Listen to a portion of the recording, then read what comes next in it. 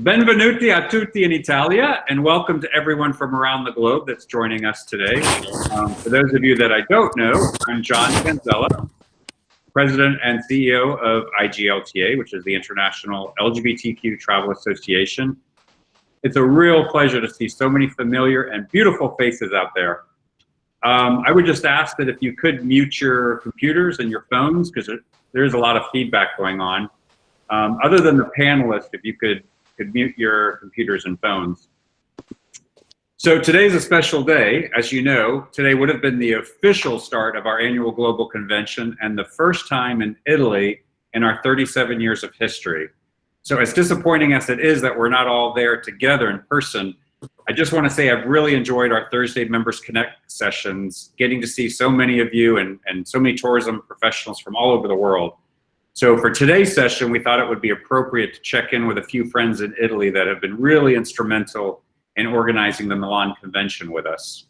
So we know you want to hear about the current situation in Milan and what are the plans for the future of Italy tourism. So we put together a perfect panel to answer these questions and provide plenty of insights for all of us. So as we all agree, Italy is a really, really important tourism destination.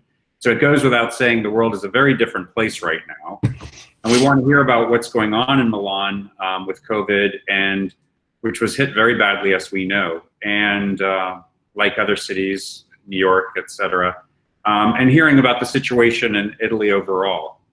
So many of you have asked me and our staff, what's the situation with the convention? Will we be bringing it back at some point?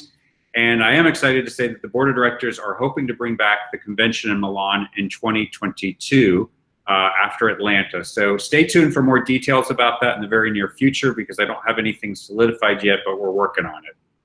Just a reminder for housekeeping, if you can mute your computers, your phones, that would be wonderful. If you're on a computer and you have a question, just type it into the chat room on the right-hand side. And if you're on a phone, what we could do is maybe towards the end, those that are on a phone that can't see the chat room, you could just speak up or chime in. So in addition to our panelists today, I wanted to give a special welcome to a few folks that are also listening in. From Yes Milano, we have Luca Martinazzoli and Jacopo Paolo Mazzetti. We have some remote staff for ENIT, which is the National Tourism Office of Italy. We have Fernanda Longobardi in Sao Paulo, Lombardo, excuse me. And we have Flavio Zappacosta, who's the manager for the UK and Ireland. And from New York City, we have Francesco Branzini, who's a longtime friend of mine and has been very instrumental in bringing together the partnership between ENIT and IGLTA. We also have a longtime friend of ours with Alitalia in Brazil. So benvindo to Nelson de Oliveira. And I'd also like to say a big welcome to all of the IGLTA board members that are on the call, both from the association and the foundation. So welcome to all of you. So introducing our three panelists. I'll list the names and titles, and then I'm going to hand it over to them to speak individually. And then we'll go into some Q&A. I've got some questions that some of you have sent in. But again, if you have more questions, put them in the chat room. So the first is Maria Elena Rossi. She's the Marketing and Promotion Director for the Italian National Tourism Board, and she's based in Rome. We have Roberta Guaineri, Deputy Mayor for Sport, Tourism, and Life Quality within the City of Milan. And then this person needs no introduction, but Alessio Virgili, the CEO and founder of Sonders and Beach, and he's, as most of you know, is our ambassador to Italy, and he lives dually between Rome and Milan. So at this point, I'd like to hand over the microphone, Adrian, to Maria Elena Rossi to give her some time to speak.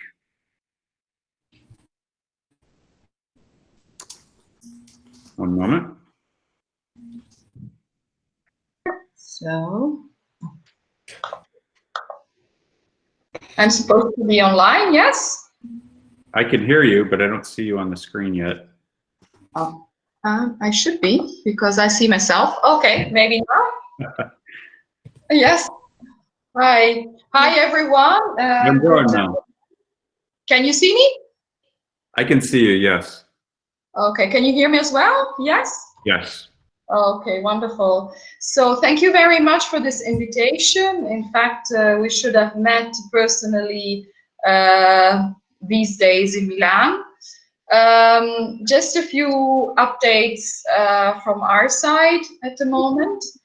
I'm based in Rome, and by the way, we are enjoying a wonderful season and a wonderful spring season this year, really wonderful. And we've started what is called the phase 2 of, let's say, this process of recovery from the COVID-19. It means that we are now reopening cities and activities in the country, and that we are also considering extra reopening after the 18th of May. What we've been doing as a National Tourist Board, together with all our offices around the world, we have 28 in all continents. We are now trying to, first of all, have a very clear situation of what is going on in the travel world, of course, in terms of perspective, in connections, in tour operating, in also starting now to have an insight of what this tragedy and this event will bring us in terms of new trends in traveling. And so we have started, and it's been launched today, the number 1 of our bulletin, which you can also enjoy. It will be today also translated into English, of the picture of today of tourism in Italy and how it looks like for the coming months. So, of course, we are really in uncertain situation, all of us, but we are very confident, working also a lot with our private partners and with the regions all together for the first time, being in constructing a new plan together to restart as soon as possible Italian tourism, which is, as you know, an important element of our economy. It represents 13% of the GDP for Italy, and it is actually distributed all over from north to south, in cities, in smaller areas. So it is the season is now starting, of course, the summer season, and it means that for us, we are expecting during the coming months, after all the protocols will be in place, which will be very soon for all tourism businesses, we are expecting a more domestic traveling in the coming months. So we are also developing a campaign for Italian domestic travels. And we expect to relaunch at international level B2C campaigns starting from the fall. So it is for us a total unknown, as for all of us a total unknown situation. We do believe that Italy really dealt in a very efficient way against what happened, but also the people were very cooperative in respecting all the rules that were given to protect our health. And what we are seeing now with the slow reopening, we also see a lot of interest from all the companies to restart, and the government is actually very soon launching a decree concerning the support for the tourism business and all the measures that will be in place for a restart. So we are actually very optimistic, also looking how the reservations look for the fall and also for the winter time. So we do see there is some movement there, especially from European countries, which are traditionally our strongest markets.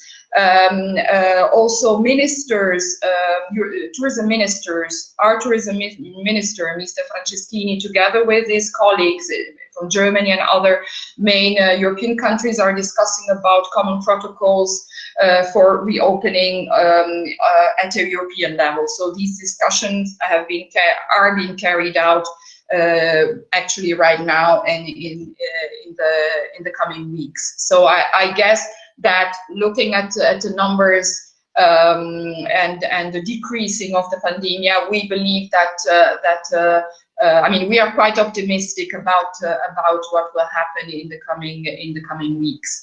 So of course, for us, the US market has always been a traditional, very strong market.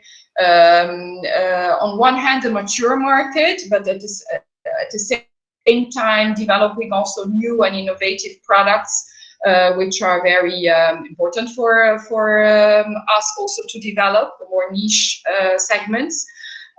We've seen an increase of around 20% each year during the last 3-4 years from the US, and we are now watching with great interest what will happen in terms of relaunching the destination in the US in 2021. So already being in touch now with all the networks, and of course also thinking with much interest about the connections, the aviation connections, of course, to Europe from the US.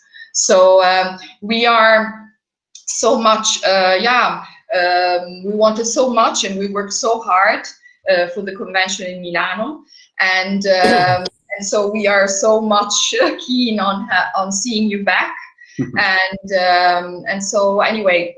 I'm very happy to be here, and our offices in the US and also around the world are at your ready to support any of the activities that you wish us to do together in order to restart together tourism to our beautiful country. So thank you. Grazie, Maria Elena. I will turn over the microphone now to Roberta from the City of Milan. Sorry. Can you hear me, Roberta? Yes, I hear you, but okay, can you hear me? Yes. Can you see me? Okay, thank you very much. Thank you. And I understand everything Maria Elena just said about the situation. We are starting on the phase 2, and we are working hard in order to recover all these problems and to go on. And so this is what we are doing in Milano. For what specific site of the city of Milano, we just launched a new campaign, which is called Step by Step, un passo alla volta.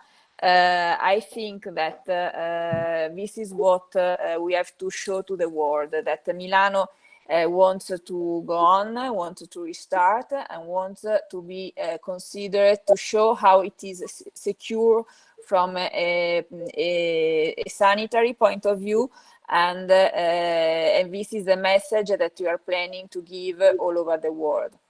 As Maria Elena said, in this moment we are concentrating obviously on the nearest tourism, so a local tourism. So we are dealing with the regions close to Lombardy, and with the city inside Lombardy, in order to have a full program of tourism from a city to another city, in order to better afford the next few weeks and the next few months. So we are concentrating on local tourism, and this gives us the occasion to build a program that could be very interesting also for you when you will come to Milano next time, because we wanted to study some touristic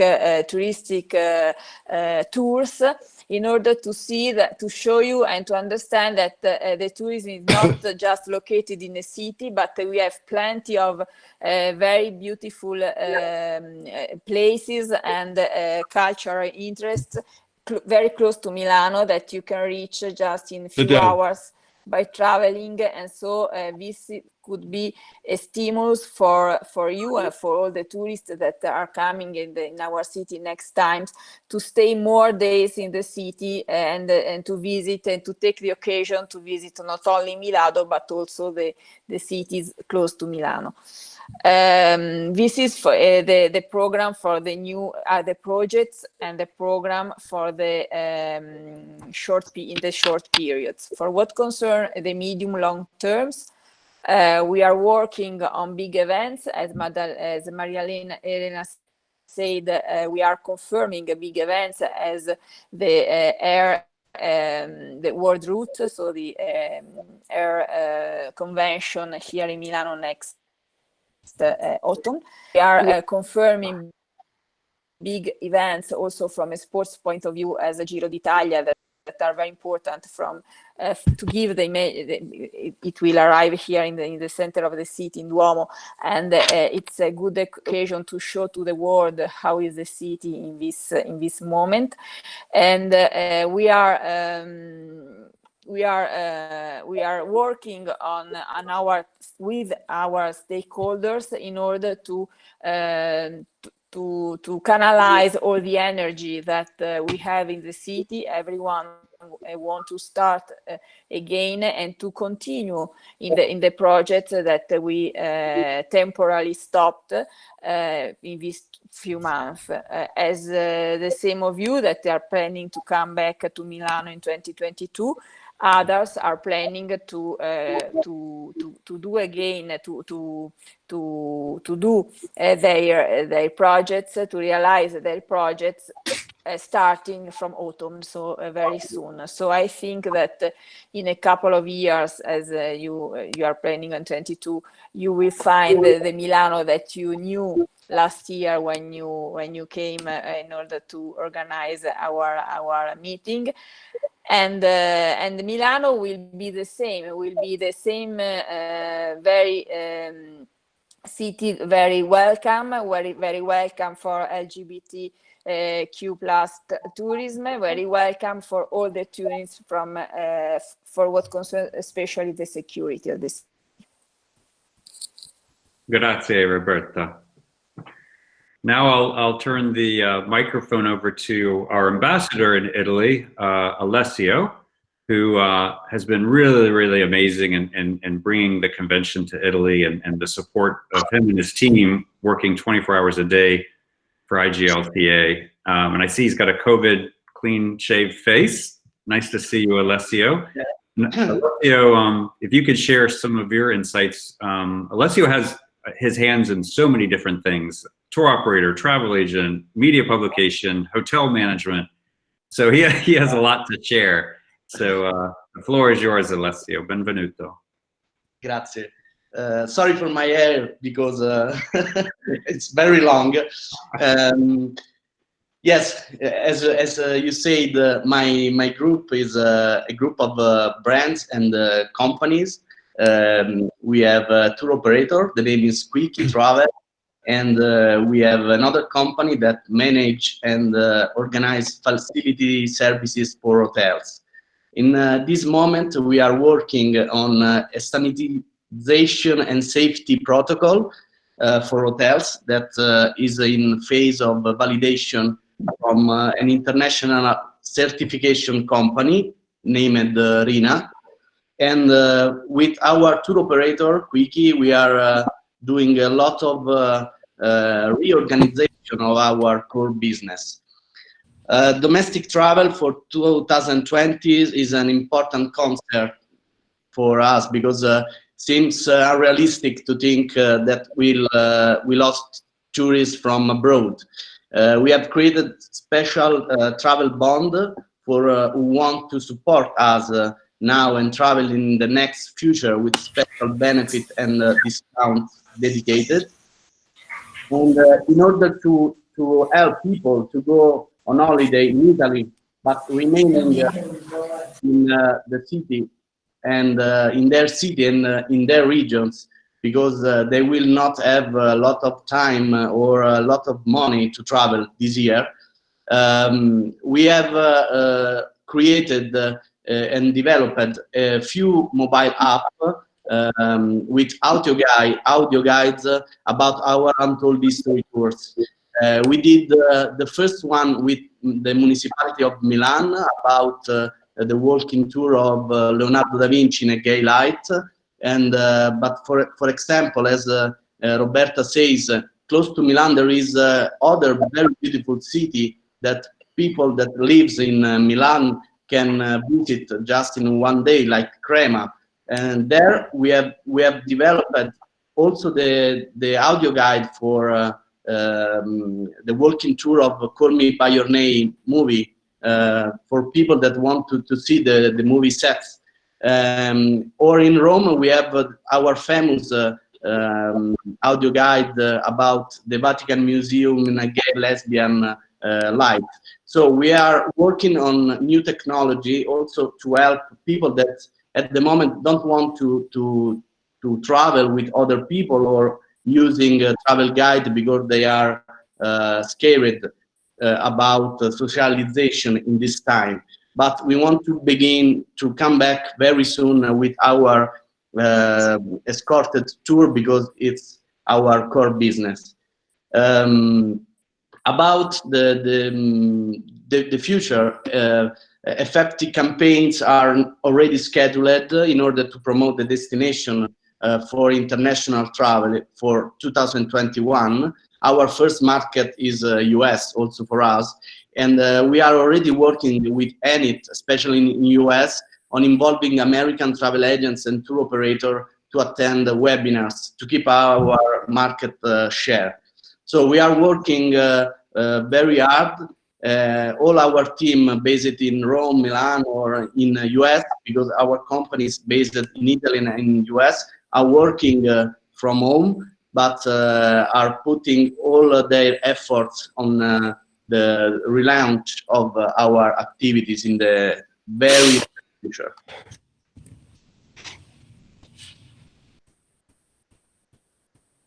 Can you hear me? Yeah. Okay. Sorry, because for a moment my Wi-Fi. So our tour operator is very active on these activities. About me, as many of you knows, I'm also the president of the Italian Gay and Lesbian Travel Association, and we are working to welcome you on 2022 more with a bigger, huge, and preparing more things to welcome you to visit Milan, because we think that Milan will be, as Roberta says, a welcoming city for LGBTQ+ people, and I'm sure will be also a safety city like Italy, in order to put people safe from what we are now living.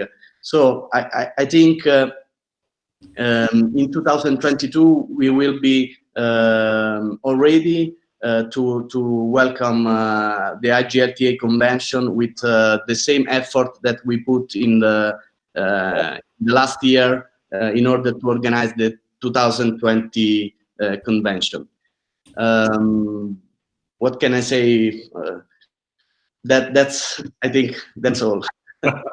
Well, grazie. Yeah, I have to say, I didn't know Milan as well a few years ago, but over the past few years, Alessio has acclimated me to that city, and it is absolutely stunning, and it has so much to offer, and it's lesser known than Rome and some of the other places in Italy, but I know our members are going to love exploring Rome Milan, and seeing everything that it has to offer. So thank you for that.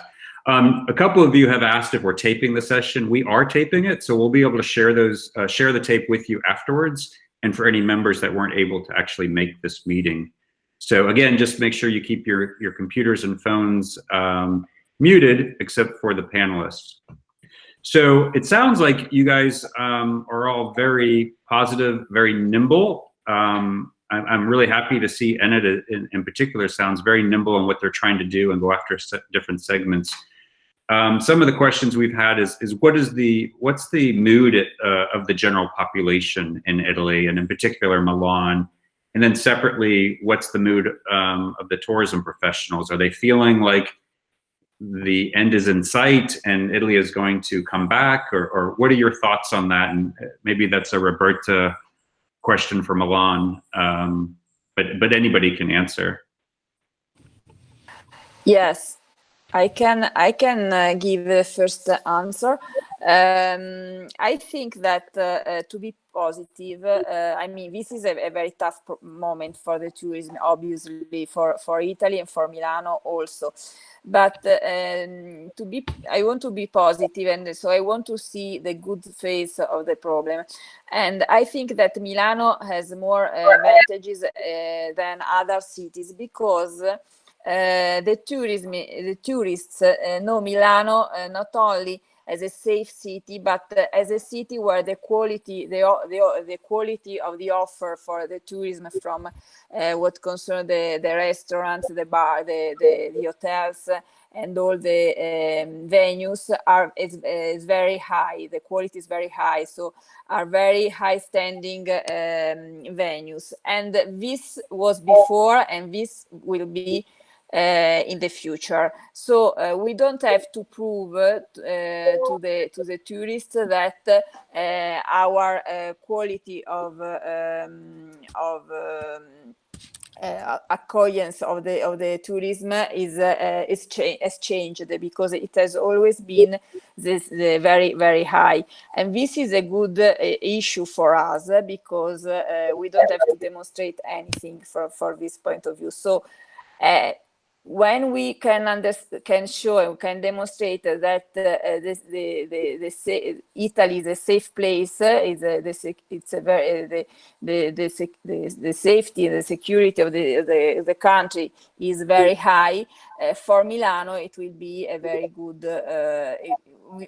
Milano will be in a very good position. So to answer to your question, how is the mood of the tour of the world of tourism in this moment? They want to go on in their stories, in their narration, in their position, and they just want to restart. Yeah, I can imagine. And to echo your point, I find Milan to be a very cosmopolitan, very sophisticated city, and I look forward to getting back there in the near future. Maria Elena, anything to add to that for the rest of Italy? I know it may be a different situation in Rome and south of Rome. Well, the situation in Rome and south of Rome is better in terms of the pandemic. So actually, many of the southern regions have hardly been touched by the pandemic. And of course, the summer season and the sun and beach season is starting, and everyone is getting ready as soon as the rules will be clear. So I'm in touch, and I'm in constant relationship and in webinars with most of the cities and the regions around Italy, and also, of course, in southern Italy. And I think there is very much interest in starting as soon as possible, restarting, because it's such an important element of our economy and of our also social system, especially in southern Italy. So it is really needed for let's say many regions. I think I wish just to give an extra angle on the effects of the pandemic, and we've been discussing it with of course Roberta and her colleagues of the big cities, big tourism and business cities in Italy, such as Rome and such as Florence, Venice, but also Naples. And I think there is a new approach now, which is much more related to sustainability and to quality than there used to be. So, I mean, it is definitely an opportunity to rethink many of the cities which have been really, let's say, transformed by tourism during the last years, to rethink the product, to rethink mobility, to rethink the way we approach, let's say, the tourism. First, of course, on a more local level, which is a good way also to test new experiences within the city, and also the connections between the cities and the environment around, in the regions around, which is also a new concept, which I really very much appreciated. Because somehow we had this empathetic approach between the big and small, whereas the two need each other. Also, big cities need their backyards, let's say, they need the smaller destinations around, and together the product can be much more innovative and much more interesting. What is also going on is the cities are talking to each other more, big cities, and there is, in that respect, a lot of work to do to innovate the product, the itineraries, and so I think it is an opportunity for us also to present to the world new aspects of Italy, which we haven't thought about because of this very strong growth of tourism, which we didn't control, let's say, and now it's the time to think. And that's why also we chose not to communicate too much, but to listen, to watch, and really to be aware of also the development of the consumer, of the tourism, our tourists that will come, what are they expecting, and some aspects such as quality and sustainability, I think, are two concepts which are now much more clear, much clearer to both the territories and the private sector. So, I mean, let's take this as an opportunity, and I think this is happening. Thank you. You brought up a lot of really good points. I think you probably already know that the LGBT travel market is puts a very high emphasis on sustainable tourism. But I think, if something good comes out of the current global situation, it is, I think, sustainable tourism is going to be a factor for a lot of destinations and tourists. Question for you: we've talked to a lot of national tourism boards on our Thursday Members Connect calls, and it does seem like a lot of them, their initial type of marketing might be going to those more rural destinations versus city for the first step. And I know, Alessio, you mentioned about Crema, where the movie was made. Does Italy, as far as a national tourism board, plan to start highlighting some of these smaller beautiful destinations that maybe, some of us in tourism may not be quite familiar with, outside of the Romes and the Milans and the Florences and Venices? Well, as I said earlier, I don't think big cities should be against the smaller destinations. I think it's an integration. I mean, what you find in big cities in Italy is unique in the world, and that's why people want to go to big cities and to art cities. At the same time, the connection between the big cities and their back territory and smaller areas is an innovative element which can bring value both to the big and to the small. So we do see, but we've been promoting during the last 3 years very much smaller villages and more, let's say, agriturismi, and so it is part of our important focus. But I really believe that there must be, the success will be the combination of, let's say, what we have in our art cities, in a very vibrant cities as Milano, and let's say the more rural areas and the less known areas. So I guess we really need to work on that. But I think we will be continuing focusing on smaller, less known, off the beaten track experiences, but we will connect them as much as possible with our beautiful, big, and fascinating cities. Well, we look forward to that, because Italy has amazing destinations all throughout the countryside. Agriturismo, for example, is a wonderful way to explore. We have a question from one of our media partners based in Brazil, Alex from VG. Just like, this would probably be for Roberta, just like other big cities in the world, Milan not being unique, had its image badly damaged by the coronavirus. I believe people will be afraid to visit your city. Are you preparing a campaign to reverse the image, to encourage people to come back to Milan? Are you coordinating with other cities like New York on strategy as well? Yes, as I said before, we are starting we have already started a campaign that's called Step by Step. It means that we are going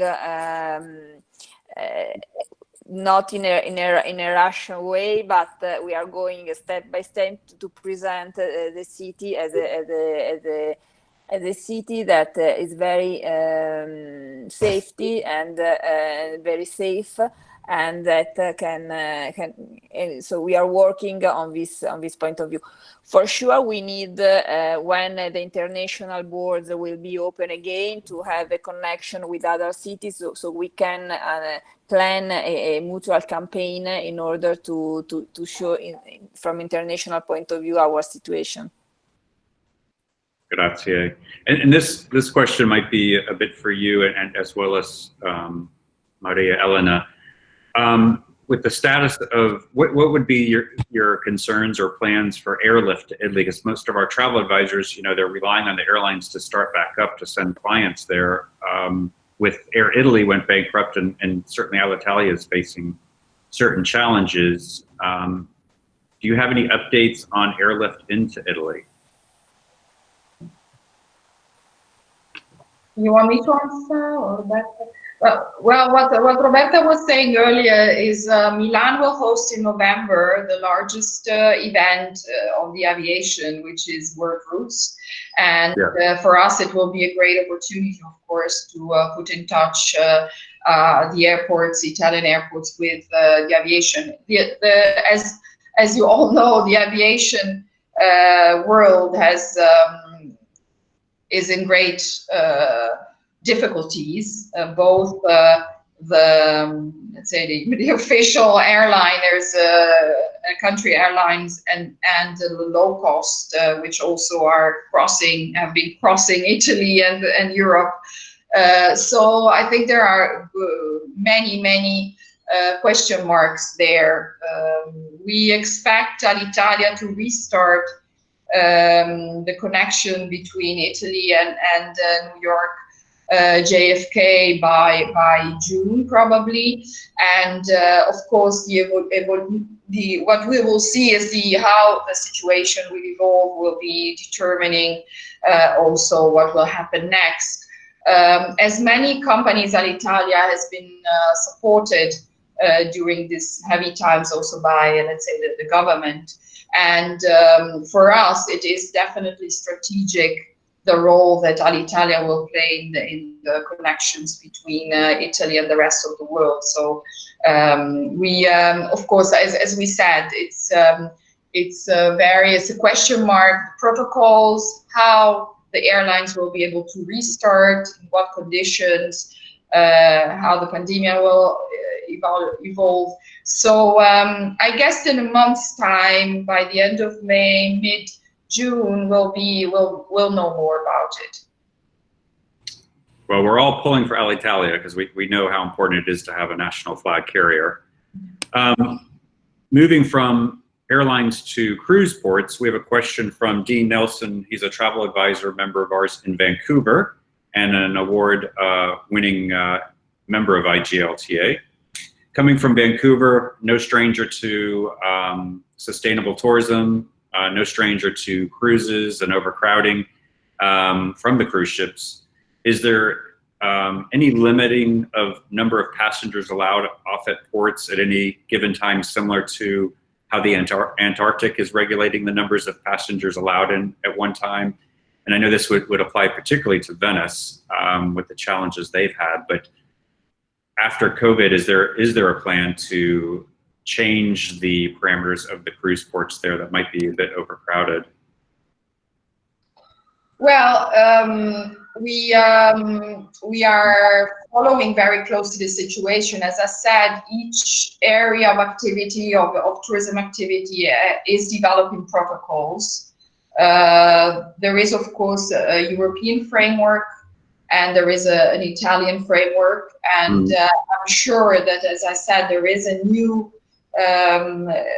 importance given to, let's say, crowded, let's say, areas. And as you're talking about Venice, but we think about the Cinque Terre, we think about many other areas that have strongly been affected by this phenomenon of cruises. So, I mean, it's a question of having the right balance between, let's say, the experience of the tourists, the let's say, the revenues for, let's say, cruise companies. It's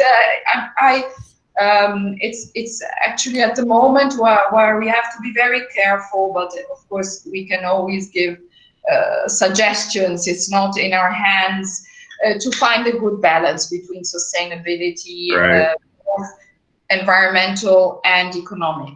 It's a balance which we need to find. Probably that would be the best legacy that this tragedy will bring us.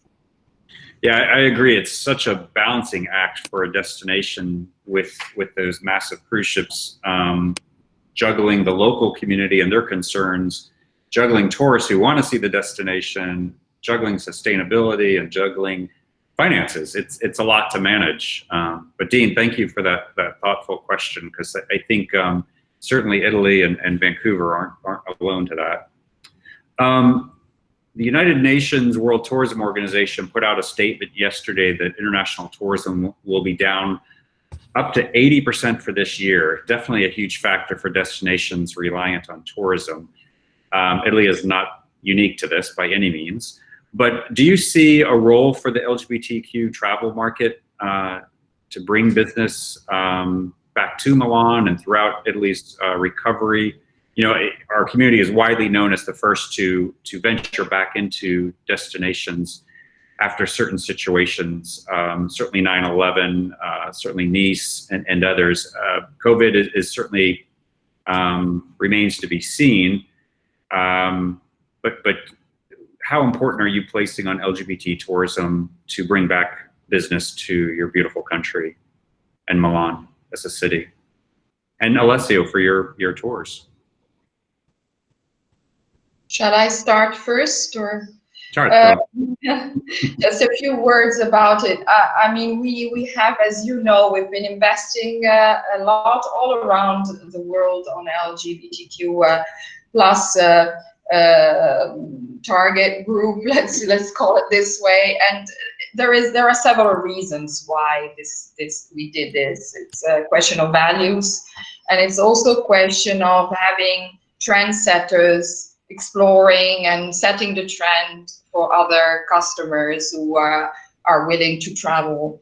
And I think that's the reason why also the recovery from 9/11, from all other let's say events which hit our industry was faster from your community. So I really do think that we will continue to invest, and that's I mean, it was not for us just Milan the objective, and the event, the convention, it's for us a part now of our strategy in each country where we are represented. So you can be sure that we will be working together with you in order to bring forward and for Italy to be let's say the first country to reopen as soon as possible, and to support the community and the tourists from the LGBTQ community. Grazie. Roberta or Alessio, do you have anything you want to add to that? Yeah, if I can say something. Certo. Or Roberta before, if she wants. No, Go ahead. I think that the LGBT community will be amongst the first to come back visit Milan and Italy, because it's well known that the LGBT travelers are the first to resume travels in times of uncertainty. So I think we need to keep Italy top of mind and continue to operate to drive international market to come to invest on it soon, very soon, when will be again possible. As group, Sonders and Beach, it's continuing to invest on this market. We could decide to invest on other market at the moment, but we decide to continue to invest to LGBTQ market because we are sure that will be the first one that will come again very soon. I know that now it's very difficult for the mainstream travel industries to speak about LGBT because for more people it seems like a niche, but if people know the value of this market, I think they know also that it's important to continue to invest and to promoting their brands to the LGBTQ community. So this is our position. Grazie. I can add that Milano has a very strong soul and it's a very energy city. And it's a city where the new and the ancient go together. And so it's a city where you can find the history of Italy, and you can find also a city projected to the future. And Milano, by its definition, loves the diversity. And so I think that in Milano, your group can find everything they need from a cultural point of view for what concern the as I say, the ancient, and for what concern the future. And so it's a city where everybody is welcome, and so you can find everything you desire, can offer a lot, and can cover all the requests of the tourists in the world, I think. And then Milano is a very strong gateway to reach the other cities of Italy. Not only the cities, as I said at the beginning, close to Milano, and we will find a map of that we are working on to understand what the beauties of the other cities close to Milano, very close, 1 hour, 35 minutes by train, but also a gateway to the other city of Italy. So I think that to come to Milano, it's just an excuse to visit all the country and to discover all the beauties of the country. Yeah, I would agree with your statement, because Milan is such a central point to get to so many beautiful places that we were planning to have for pre and post, like Crema, the Lake District, Bergamo.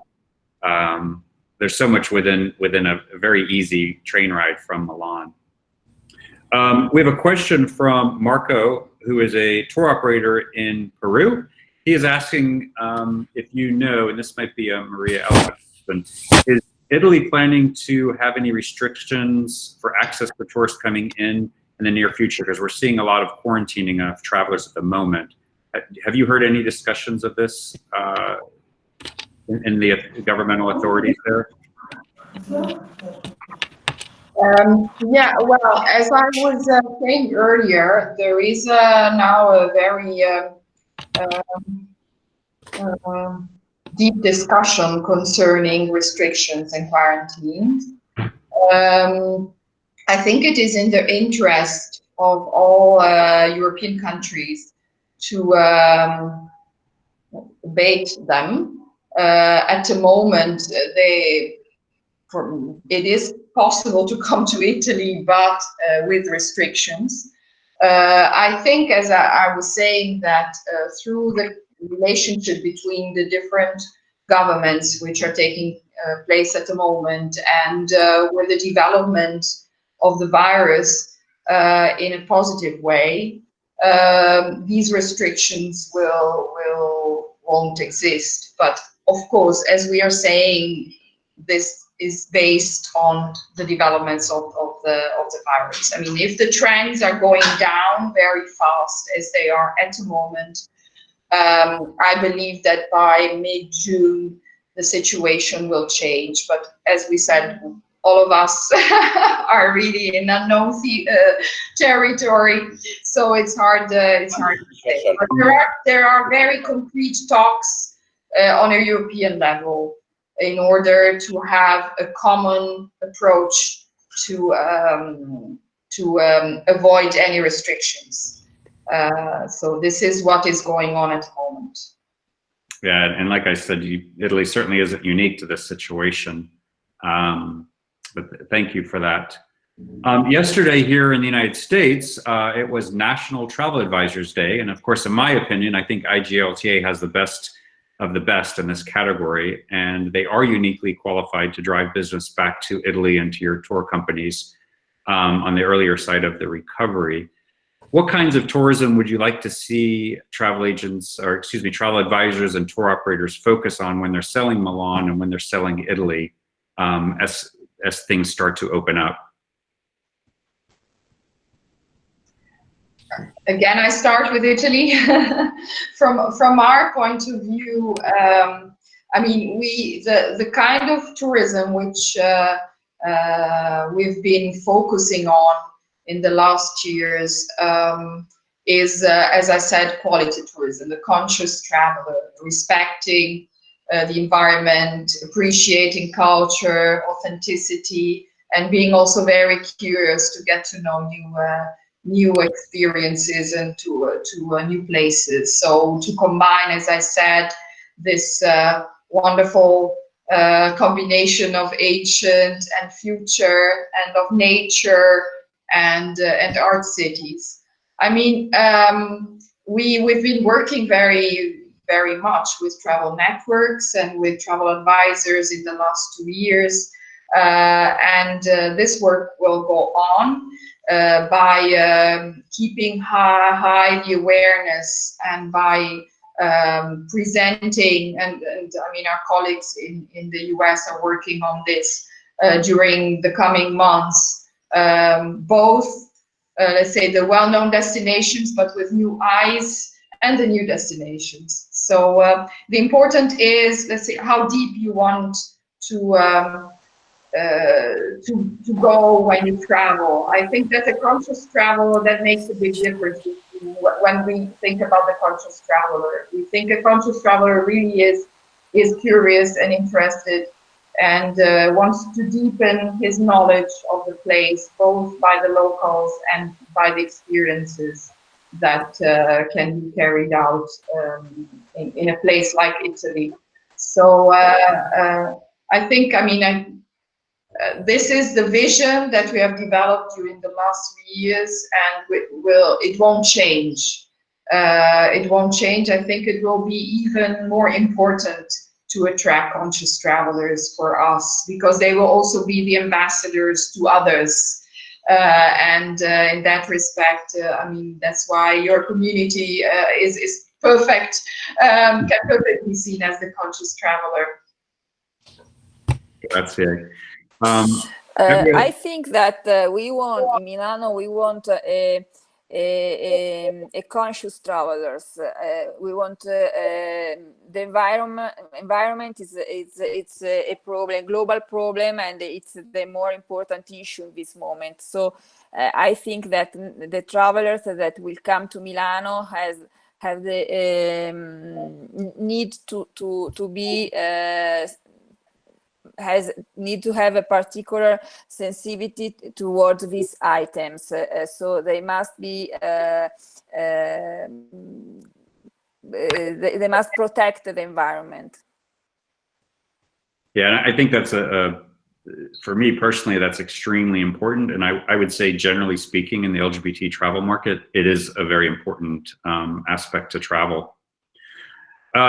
We have a question from Luis in Brazil, in Rio de Janeiro. Go ahead, Alessio. Sorry.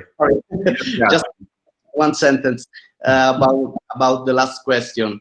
For me, I think it's important they focus on the fact that Italy, Milan, is the house of LGBT cultural roots. So where they will come in Italy, they will feel welcoming, and it's a country where they can discover their culture, because the LGBTQ plus culture begins in Italy. So there is a lot to understand and to discover. So thanks. I agree. This question could also go to you, Alessio. It's from Luis in Rio de Janeiro. Do you know if any of the prides, or if Archie Gay is organizing any Italian prides in a digital sense this year for celebrations? Have you heard anything to that effect that we can be promoting?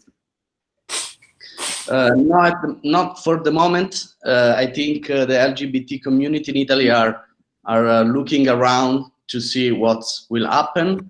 I'm sure there will be something, activities about Pride, especially in Milan, in Rome, in the big city. I don't know yet if will be online, digital, or something different. Okay. And many of you know that every other Friday we have a consumer newsletter that we promote our members' tours and programs they're doing, specials.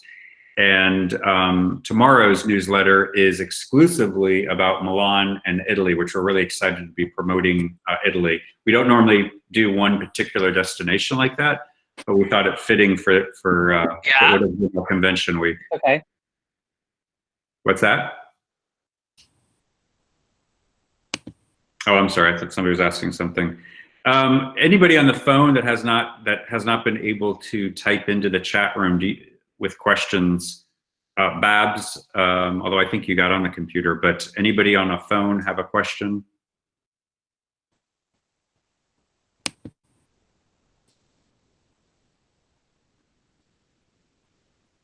Babs, you don't have a question?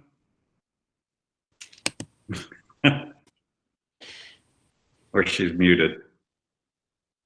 All right, here's a question from Tel Aviv, from Russell and Avi. As a regional comeback strategy, the governments of Israel, Greece, and Cyprus have started a campaign for tourism between the three countries. The corona numbers in all three countries are quite low, or low enough, and getting lower so that people feel safe. Regarding Italy, you've mentioned the United States market is probably your #1 long-haul market several times, but what about agreements with your European Union neighbors? Anything to update on that side, probably for Maria, Elena, or even Alessio? Well, in fact, we are talking, especially on long-haul markets, about marketing together with other European countries. I mean, this is also a positive effect. we haven't done that so far. So activities are starting in Southern America, for instance, together with other European countries. And I'm not aware at the moment of really concrete activities in the US, but we are actually looking into it. I think it's absolutely a good angle. We know that many Americans are traveling to Europe, and then they travel to several countries at the time during their trip, so it will probably be even more so in the future. Also seeing the restricted numbers of flights of that will be in place in the coming years, 1 or 2 years for sure. So it's an absolutely good idea. As I said, we are experiences this in Southern America, and we'll certainly think about doing it in the US as well. So I'm unmuted now. Can you hear me? I'm unmuted now.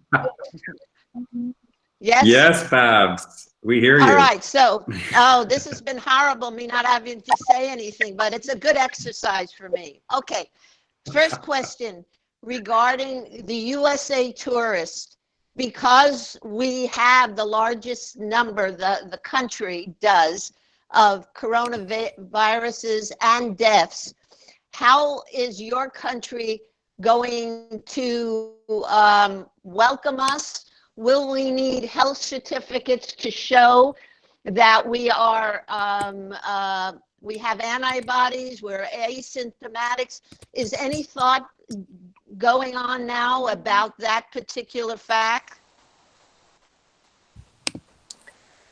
We still don't know the rules because the government is facing phase 2, and so in this moment we are working on the internal problems. I think that as soon as we have the new rules, and I think that they will be international rules coordinated by all the countries, we will let you know. And then one more question, Roberta, or anyone else, as far as groups, you mentioned, you used the word groups. Is there going to be the perfect size? Do you see it as being just 2 people traveling together? Because any specific size group, like 4, 6, 8, or 10, will be considered too large. Can you assist us on that so we can start thinking about it and planning who we want to market your lovely country to? Thank you. The same. As soon as we have more information, we will let you know. I don't know if Maria Elena knows something more, but in this moment, I don't think we have specific rules. No, I think there are from the World Wealth Organization. There are some protocols, but they will be applied then hopefully on a European level. We do believe that FITs will grow more, at least in the first place. I mean, it really will depend so much on what will happen in the coming months, I think, in terms of the virus development. And so anyway, we'll try to, and this is one of the projects that we are working on very hard, is to develop a contact center in many languages, 24 hours, 7 days a week, which will be the touch point of all prospective tourists to Italy, and also for people who are traveling to Italy who wish to know more. So this is a big project that I think will be crucial for, let's say, to give a feeling of safety to all travelers who are in this destination, or who either wish to book and who wish to know more about the rules. Because that's actually the certainty, to be sure and to feel safe has a lot to do with information. And at the moment, there is not enough information on the virus itself by scientists. So as soon as there will be more certainties, I'm sure that we'll be able to give all information to those who wish to travel to our country. And to go a little further from what Bab said, we have a question from one of our global partners, who's Belmond, which has a very large presence throughout Italy with luxury accommodations. Damia Baudress wants to know your opinion on, do you foresee COVID putting an end to mass travel? What are your big picture thoughts on something like that? That's a very big question. It is.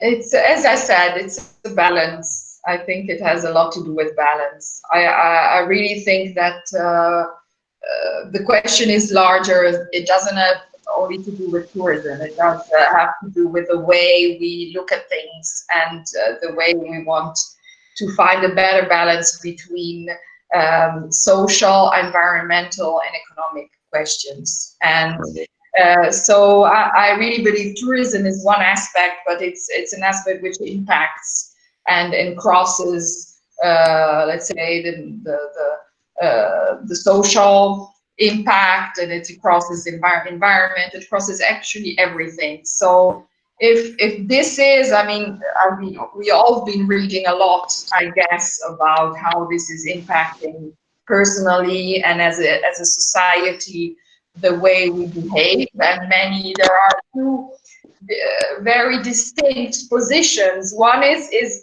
we're going to get better, and other we're going to get worse. You know, and I think in this respect, governments have a very important responsibility, because I mean, the impact on society and economy will be very strong, and this has to be mitigated. I mean, these effects have to be mitigated in order for us to become better. Otherwise, we'll probably be getting worse. So in this respect, I do believe that there is a very strong responsibility from, let's say, politics and policies by the politicians. This is my point of view. Grazie per questo. We have a question. I'm just going to call on him. Aurelio Giordano, who is based in New York City, is a travel advisor. I like to say he's my brother from another mother, because his last name is the same as my grandma, who's from Caserta. Aurelio, per favore. Buongiorno a tutti. Hi, guys. It's so nice to see you all. Actually, not gonna lie, I got a little choked for a second. Seeing all the faces that I should be seeing in person right now, but we will soon enough. And just to kind of piggyback, Babs got started in asking, in Milan, how are the historical sites like the Duomo and the Church of Santa Maria della Grazia, which is where the Last Supper is, how are they going to handle group tours moving forward? I think kind of like someone else asked about, you know, are large group tours no longer going to be allowed? You know, will it be only maybe small groups, you know, 10 to 15 people? And then I'm also thinking, when they're going into the sites, you know, if you're in the Vatican, let's say not even in Milan, but in the Vatican, and you're walking into the Sistine Chapel, I'm sure they're going to start limiting the amount of people at a time. You know, maybe only 10 people are allowed in the room at a time, and you can only stay 3 minutes, and then you have to go. You know, I know these things are still being worked out, but I'm just wondering if you have heard anything or have any information about things like that.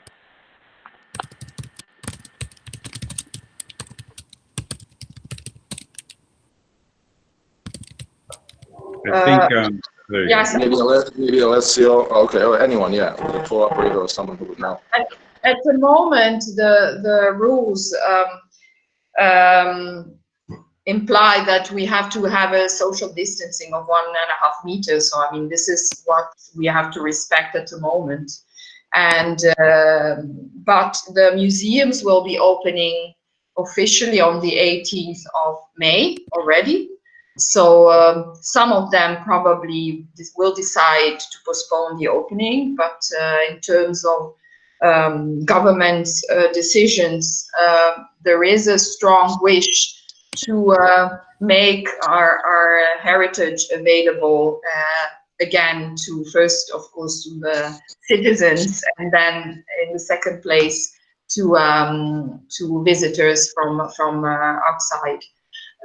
So again, the protocols are being put in place at the moment, and so I'm sure that for the time.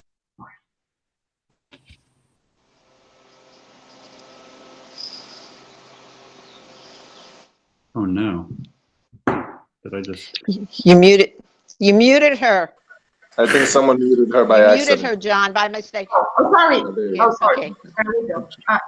It happened. So you were saying, for the time being, I think is where you left off. Okay. So anyway, so we, I guess that for the coming year, probably restrictions will be in place for larger groups because of social distancing. But again, I mean, also museums are trying to also through the new technologies and trying to support in any way the way we will be experiencing and giving the opportunity to the people to visit. Probably the visitor management will be crucial in this respect. So to be able to book before and to have restricted numbers that people should be aware of. Yeah. If I'm allowed just a quick little follow-up to that, because I'm just kind of thinking out loud.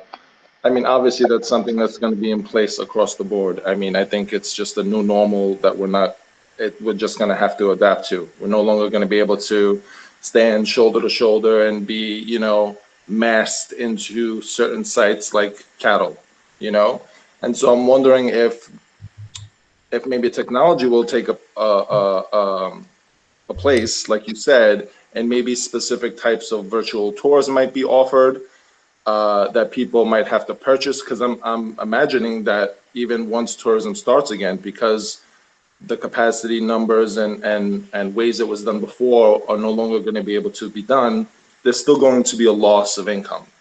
And so I'm wondering what other ways, which that income is going to be recouped. I mean, are there going to be virtual tours that agents now can sell as a part of experiences? I mean, I'm sure. I mean, the times are going to change. Yeah.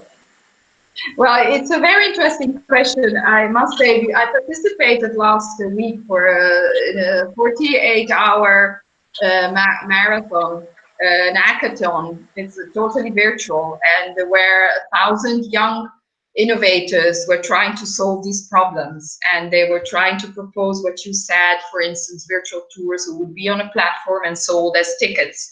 So, I mean, this is something which already is in place all over the world, and Italy also has done a lot. Most collections are now virtual. You can make a virtual tour of, for instance, the Raffaello exhibition in Rome, which was supposed or just opened before the lockdown. So I mean, it's also a way to rethinking the way we will experience, and we combine virtual with real more and more. I was listening this morning to the interview at the radio of the director of Brera Museum in Milan, right? And he was saying that before the lockdown, he had about 200 unique visitors to his site, to his website, and now they are up to 2 million because he put he put the collection at say on virtual. So I mean, it's something that also has is going on in the cultural sector, totally rethinking of the way the collections and the exhibitions will be proposed to the public. Yeah, so it will be a combination of both. It's going to be interesting to see. I know the Louvre in Paris did the same thing with its tours, and even some museums here in New York, like the Met and Natural Museum of History, have done the same things. It's just going to be interesting to see how we're going to be able to market and sell it as agents, if we're only going to be limited to, I don't know if Italy is going to say, maybe not the whole country, if it's going to be city by city, going to say we're only going to allow these many people in between, April and October. I mean, the rules can get really strict as to how many people they want a week to enter a certain site. And so it's going to be interesting to see how it plays out, but more importantly, what are we going to be selling moving forward if the amount of actual physical tours are going to be cut back, And virtual tours right now are predominantly. May I add something to what Aurelio was saying? Yes, that's Russell in Tel Aviv with Kenneth Tours. Hi. Last year already, in 2019, because of the amazing number of tourists that we had here in the area in Israel and also in Jordan, already many sites had demanded from us as local DMCs, if we had more than a unit of 6 people, we had to book in advance. For example, Masada, if somebody wanted to go to Masada, we had to book the cable car on a certain date at a certain time. And there was a long list of popular destinations in the country that it became my job as the local operator to book for the whatever family it was or whatever group it was when they're going to arrive, be it going swimming at a particular site at the Dead Sea or Masada or certain museums, certain archaeological sites. A great deal of my work last year was booking day by day, when these people are going to be at what site. And now, during this Corona issue, we've already been notified that for a different reason, in order to avoid, crowd control, even though in the beginning I doubt there's going to be crowd issues, but because of the health issues, we're going to have to book almost every site in advance at a time slot, so that they can have a stronger control on how many people enter each site at what time. Again, even public sites? Excuse me? Even public sites? What do you mean public sites? No, I mean there are some places that are open that you can see, from the outside. No, nobody's going to tell you can't walk down this street or that street or look at a statue that's in the street, or no, public site, of course, that's public areas. But anything that involves an entrance fee, any site that involves going through an entrance into a museum or into a monument that has an entrance site, most of them we will have to book in advance. Even national parks. Even national parks. Yeah, it's crazy. It's going to be interesting. I'm thinking public sites, like if you're in Rome and you want to walk through to see the Trevi Fountain, or you want to walk through the Piazza del Duomo, are there going to be, barricades or some sort of not police, but people there only allowing a certain amount of people to walk through at a time? It's going to be interesting to see. Well, I'm going to just interrupt, but I thank you both. But we have someone that's been patiently waiting to ask a question. Marcello with Visit Portugal, based in Italy. Marcello, if you want to ask your question, because we're almost out of time. Marcello? Or Marcello, maybe? Did we lose you?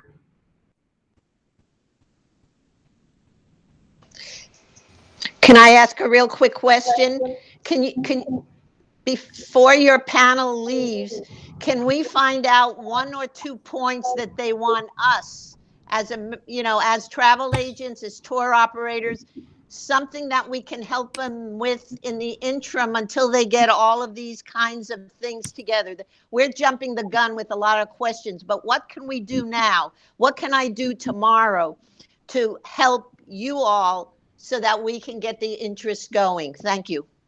And I'll let Roberta answer that first, because she does have to get off the conference call. So Roberta, if you'd like to say something at this point. What's the question? Sorry. She's asking, well, Babs, if you want to ask it again. If there's one thing we can be doing for you all now, because right now a lot of the questions we're asking, you still have no answers. But what can I do next week or tomorrow to get the word out, something positive, so we can be helping you, since you're spending all this time and energy talking to us?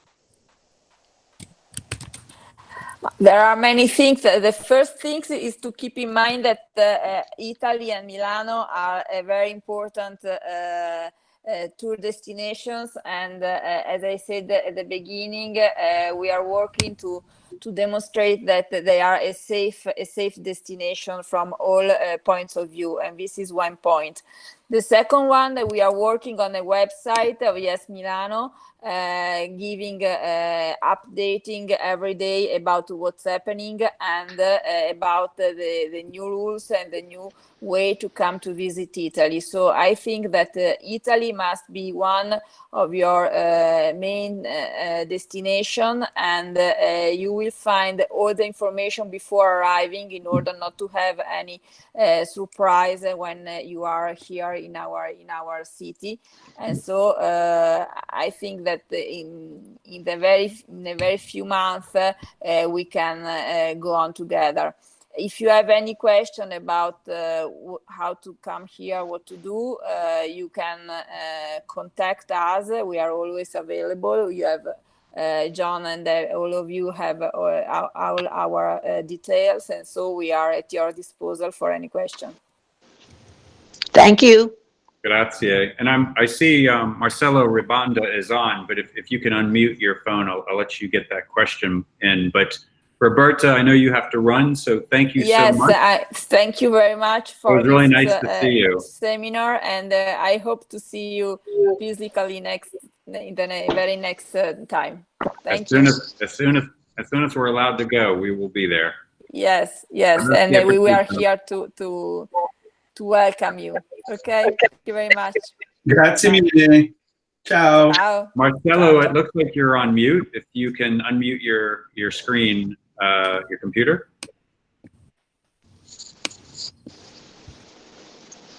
If you scroll if you roll around your cursor on the screen, you'll see an option at the bottom to unmute it.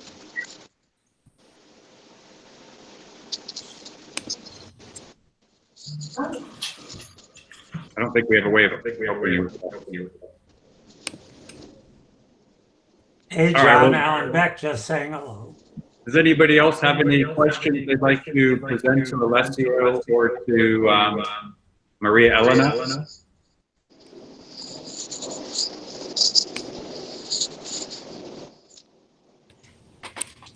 Well, I just want to remind everyone that we are at IGLTA conducting a survey on the resilience of LGBT travelers to travel post-COVID. We have about 15,000 responses, which is a great number. It will close this weekend. If you haven't taken it, if somebody can put the link in the chat, and we'll include it on the wrap-up as well. Feel free to pass that to your clients, LGBT friends, but we appreciate that. And I don't think we have time for any more questions, so I just want to give a sincere thank you to Maria Elena from the Italian National Tourism Board and Alessio Virgili from Sonders and Beach. Grazie. Thank you. Thank you. And looking forward to seeing you all to Milan and to Italy. Absolutely. For me, it's some other land, so you know I'll be there as soon as possible. But thank you everyone for joining today. It was really nice to see so many, over 100 people from our membership joined in, so we appreciate it. We will send out the link to the video to all of you, plus any members that weren't able to come on due to time zone.